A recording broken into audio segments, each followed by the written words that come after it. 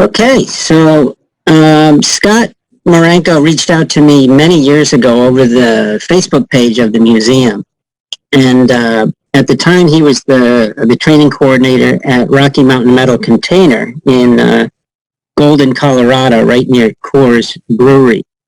At the time, they were the largest two-piece aluminum beverage manufacturing container facility in the world. I'm not sure if they still. I don't want to steal any of Scott's thunder.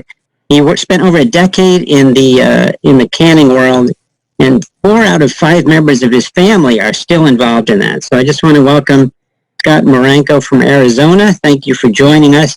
He now works a dream job for a new electric car company in Arizona called Lucid Motors, I think. But he's here to talk about beer cans. So hang on one moment.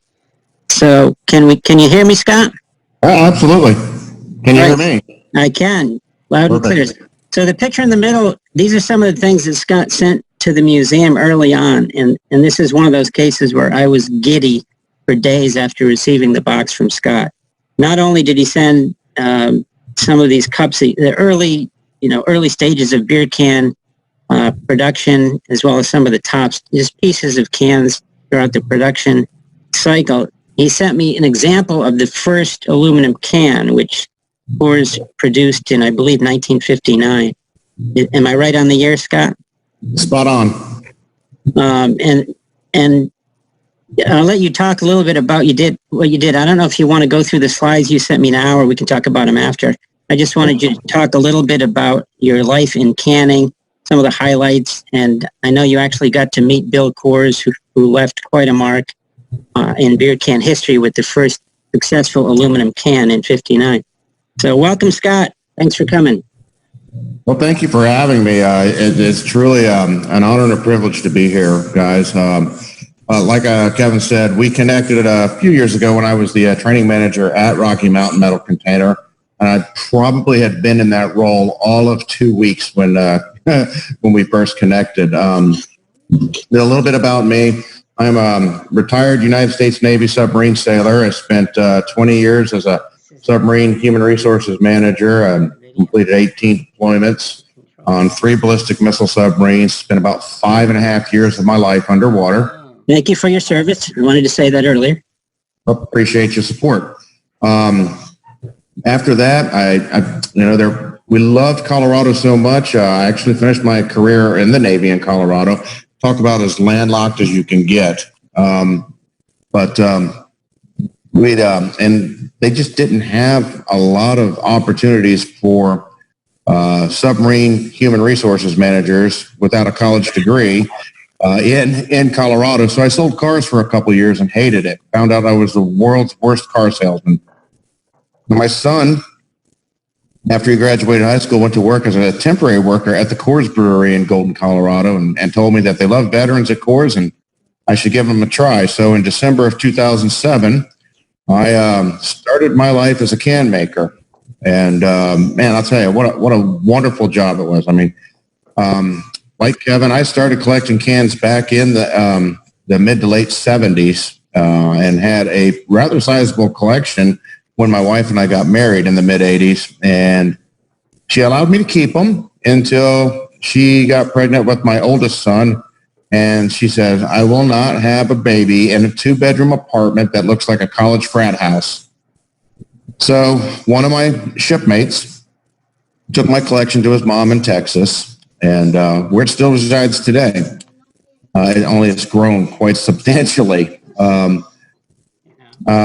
So it was kind of neat to go full circle. So I made cans, the front end or the body makers and the cup makers for the first 4 years I was there before moving into the training department.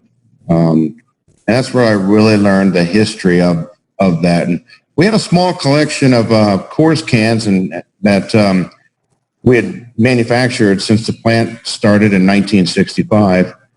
So I reached out to the guy who I had gave my collection to and said his mom wasn't giving them back.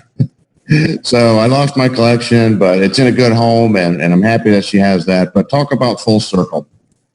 So Rocky Mountain Metal Container at the time was the world's largest beer can collection, manufacturing plant.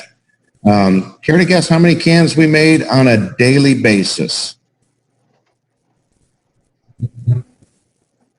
Anybody care? Yes. Anybody? Unmute and take a guess. 10 How million. many beer cans did we make in a 24-hour period? We have one guess of 10 million. 10 million? Who was that? That was close. Dave. Dave, that's a real close guess, Dave. Any more 12 guesses? million.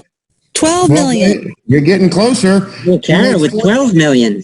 Wow. 13 million. 14.5 million cans every 24 hours. Wow. Wow. And it's absolutely incredible. So, unlike bottled beer, cans are decorated before they get to the filler. So our printers are kind of the bottleneck in the process of can manufacturing, and they run about 2,000 cans per minute now. So if you do the math, that's close to 33 cans every second. And we had 6 of those production lines operating at 2,000 cans per minute. So on an annual basis, the can plant would make over 4 billion cans at its heyday. It's an incredibly staggering amount of cans. And then another interesting tidbit would be from the time the can is made until the time it is back in the can plant in recycled material is about 3 months, 90 days. That's the life cycle of a can. The coils that are fed into the cup maker that makes those tuna can looking cups. They yield about 750,000 cups per coil. Cup maker runs at 4,000 cups per minute, feeds 2 lines, and that coil is about 30,000 feet long and weighs about 30,000 pounds. And we would go through, in a 12-hour shift, we would go through 3 of them. Was your only customer Coors, or did you ship cans to other people? That's a great question. When I first got there, we had commercial accounts. We were doing Rockstar energy drinks.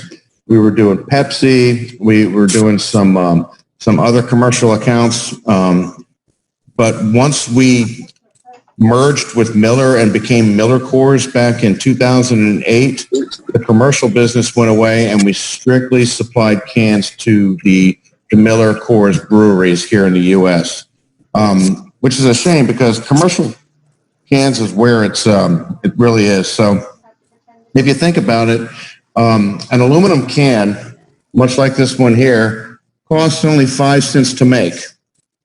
And that's the aluminum, the labor, the utilities, the chemicals, the ink, the lubricants, everything. When it breaks down to it, it's about a 5 cent cost per can.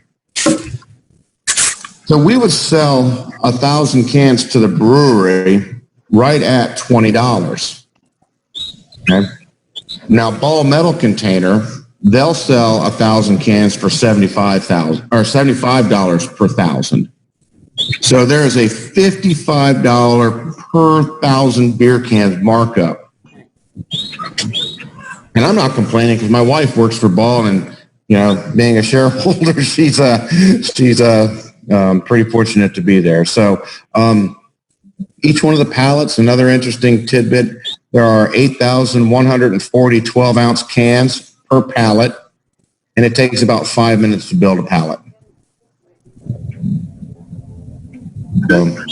Let's see, the internal coating where the cans are sprayed on the inside to protect the can, that's the most important part of the process, and it's been around as long as cans have. Those first cans that were made by Kruger in 1935, they were keg lined, but it's the same concept. Anything that comes in a can, whether it's creamed corn or beer, soda, energy drinks, they have lining on the inside. Yeah, I'm jealous. That's a beautiful can. Thanks. Yeah, the internal coating process is the most important part of the process. The cans are loaded into the coaters and are held on a vacuum, on a little rubber pad that spins at 2,000 revolutions per minute. It's only in there for 3 complete wraps of coating, and it sprays the sidewall of the can and the bottom of the can, known as the dome. And it's only in there for 3 revolutions. There's different weights of coating in there. For instance, Leinenkugel Summer Shandy, which is beer with lemonade in it, it has a higher acidic value than a Coors Light can. So they would actually have to use more coating for a Leinenkugel Summer Shandy than they would for Coors.